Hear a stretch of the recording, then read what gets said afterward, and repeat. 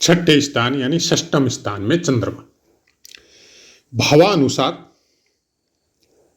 किसी भी विद्वान ने छठे स्थान के चंद्रमा को अच्छा नहीं बताया। मंत्रेश्वर महाराज तो यहां तक कहते हैं कि ऐसा मनुष्य के आयु में भी संशय होता है। मतलब आप ये समझो कि बालारिष्ट योग बता दिया इन्होंने। पेट रोग से पीड़ित होता है, समाज में या परिवार में या बाहर में इनकी बुद्धि की वजह से इनको अपमानित भी होना पड़ता है।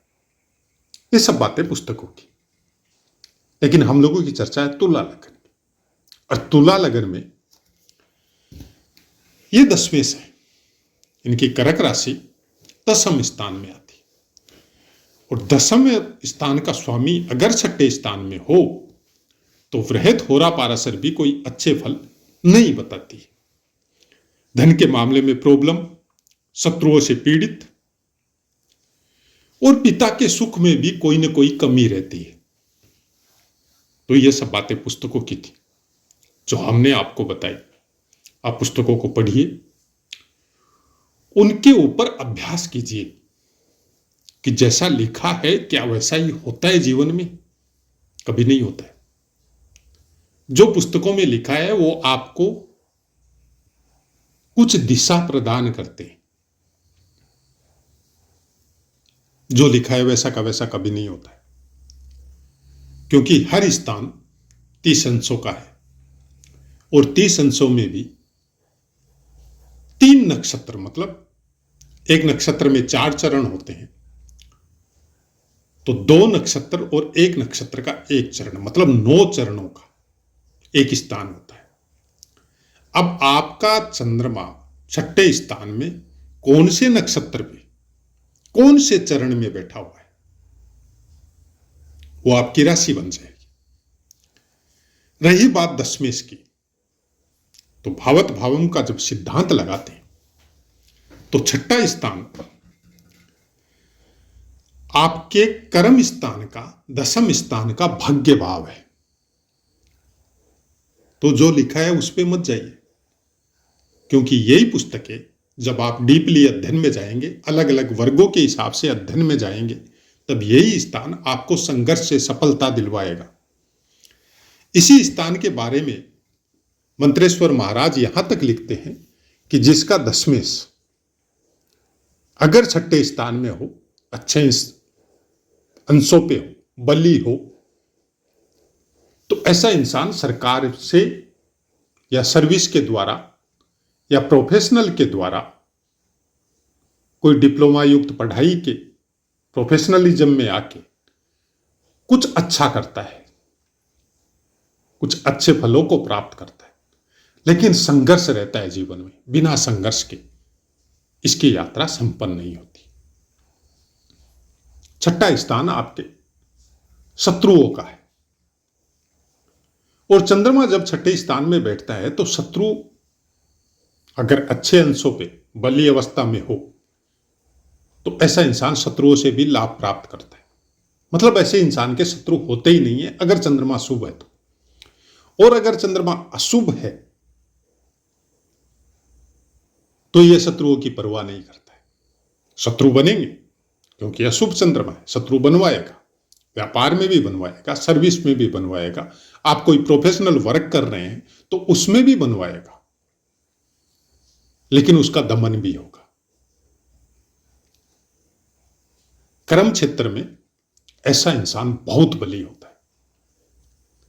अपने कार्य को करने के लिए जो चतुरता चाहिए वो शुभ चंद्रमा से अच्छा अशुभ चंद्रमा देता है। क्षीण बली हो, कृष्ण पक्ष का हो, अमावस्या के नजदीक हो, तो फिर यह चंद्रमा बहुत अच्छा है। ऐसा चंद्रमा कोई शक नहीं है संघर्ष देगा आपको, बिना संघर्ष के सफल आप नहीं होंगे। बाकी ग्रहों का देखना पड़ेगा कि आपको बाकी ग्रह आपकी कुंडली में किस तरह से विराजमान है। लेकिन मीन राशि का चंद्रमा प्राय कर आपकी बुद्धि को अस्थिर रखता है।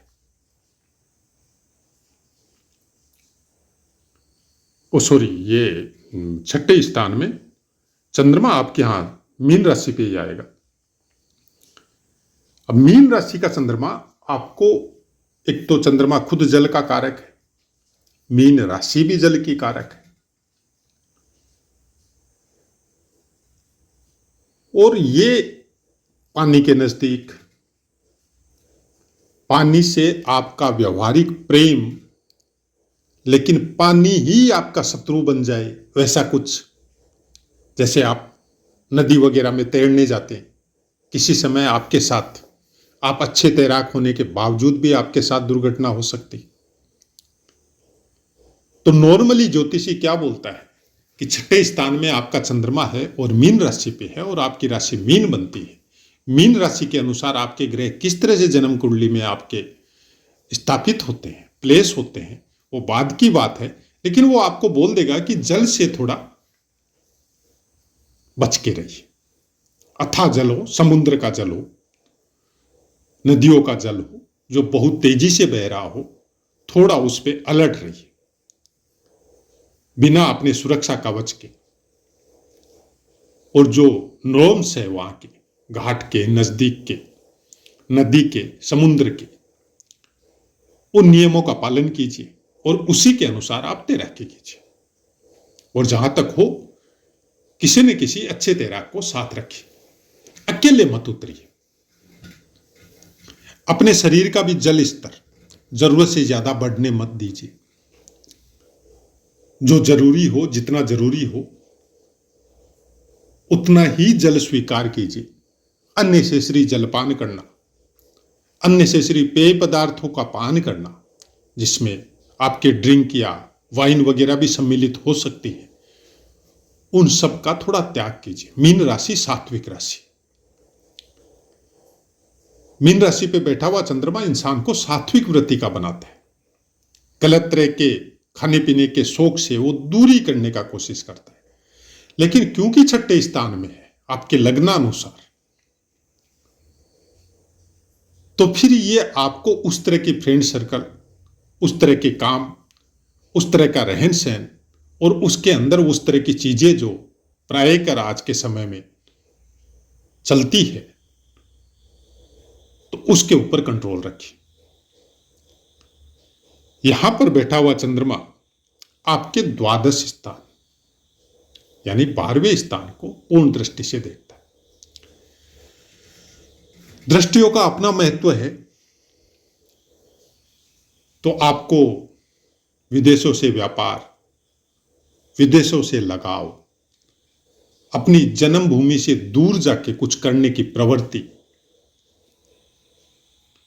और खासकर क्योंकि आपका चंद्र लगन बन जाएगा ये, तो जो आपका पार्टनर होगा, लाइफ पार्टनर, जिसके बारे में, शादी विवाह के बारे में जब बोला जाता है, तो बहुत कुछ सोच समझ के, पूरी तरह इंक्वायरी करके, अच्छी कुंडली का मैचिंग करवा के तब स्वीकार कीजिए संबंधों को।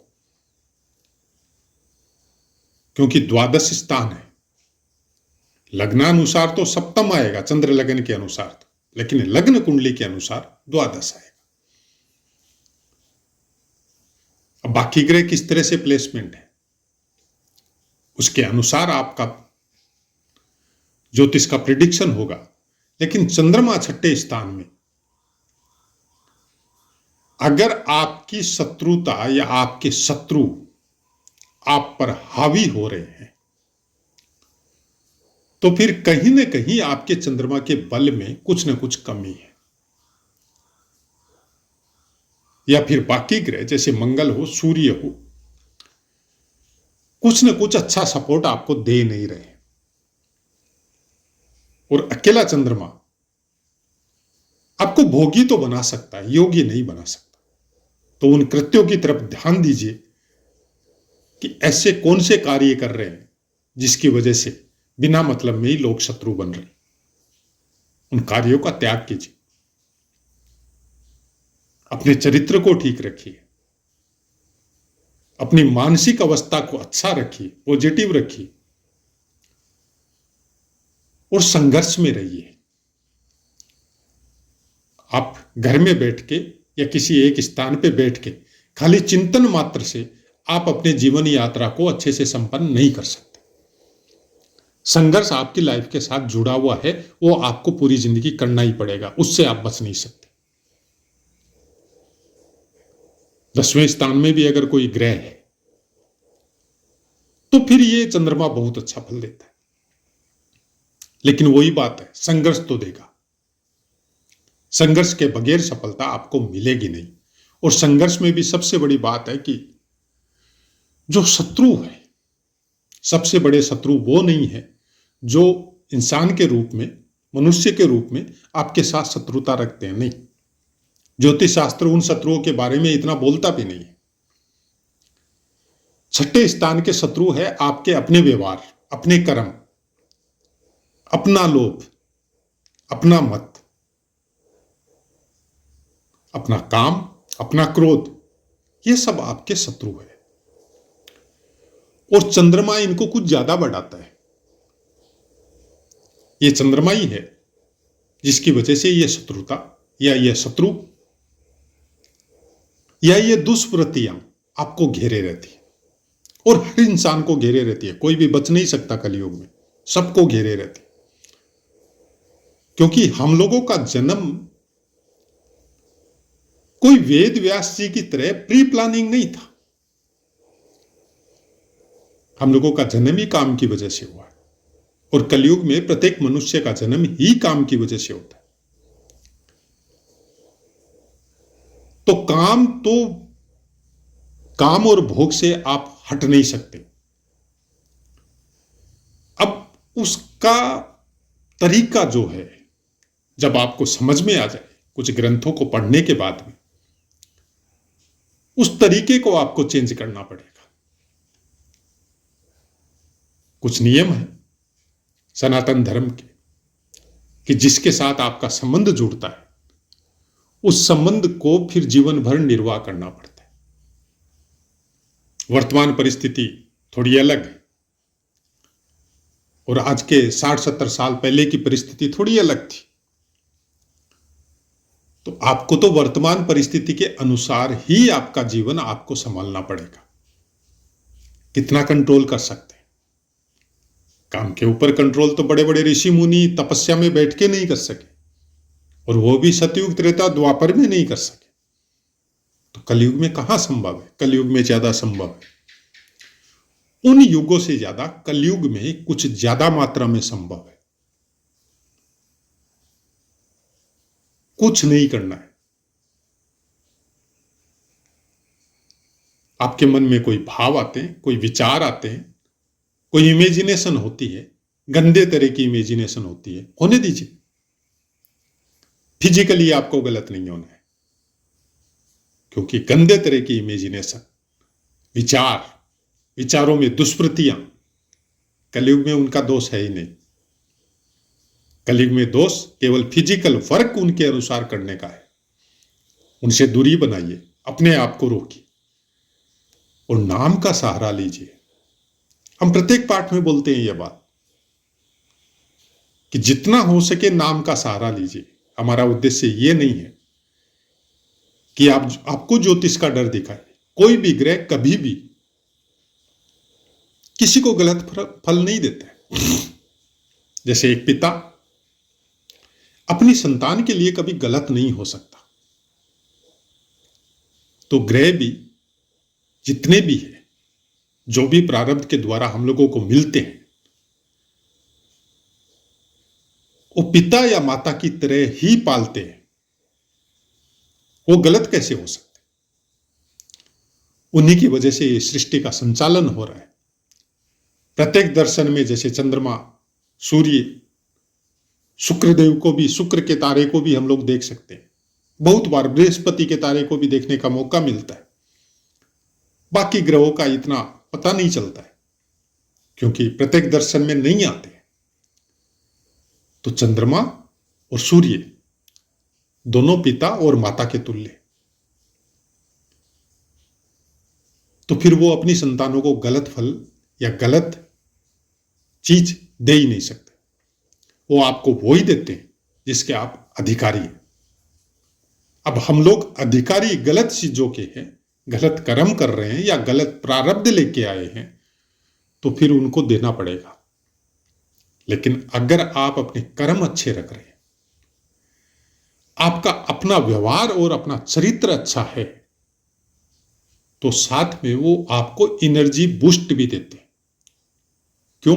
उनको पता है कि आपकी यात्रा बहुत अच्छी चल रही है, आप नाम का सहारा ले चुके हैं, आप गलत कर्मों से दूरी बनाने की कोशिश कर रहे हैं, आप प्रयत्न कर रहे हैं, वेदों के द्वारा जो निर्धारित रास्ते बताए गए हैं सनातन धर्म में, उसके अनुसार चलने की आप कोशिश कर रहे हैं। कोशिशें सफल होती है, वादा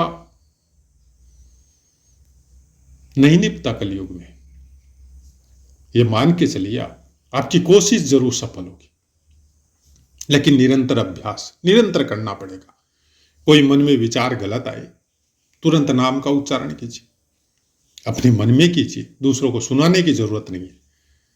क्योंकि हर समय किस परिस्थिति में किस तरह से कहां पर आप बैठे हुए हैं, जोर से आप नहीं बोल सकते, तो आप अपने मन में कीजिए, धीरे धीरे वो विचार तिरोहित हो जाएंगे।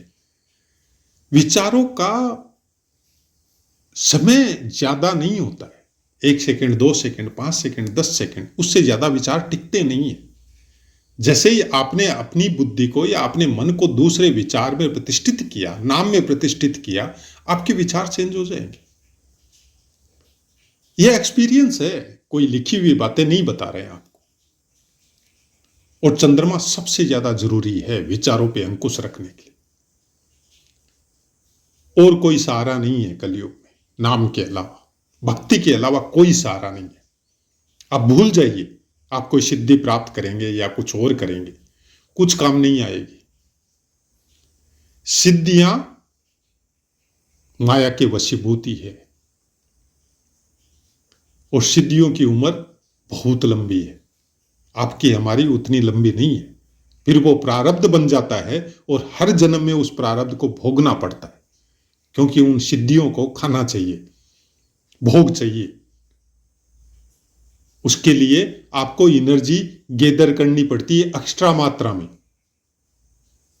और वही भोग उनको देना पड़ता है। उसी भोग के द्वारा फिर आपकी जो इच्छा है वो आपकी पूरी होती है। तो अपनी इच्छाओं को इच्छाओं से रहित बनाइए और उन इच्छाओं को स्वीकार कीजिए जो इच्छा ग्रहों के द्वारा प्रतिष्ठित है और आपको सही मार्ग में लेके जाती है। तो आशा है मित्रों पाठ समझ में आया होगा। अब अपनी वाणी को विराम देते हैं, आपसे आज्ञा लेते हैं। जय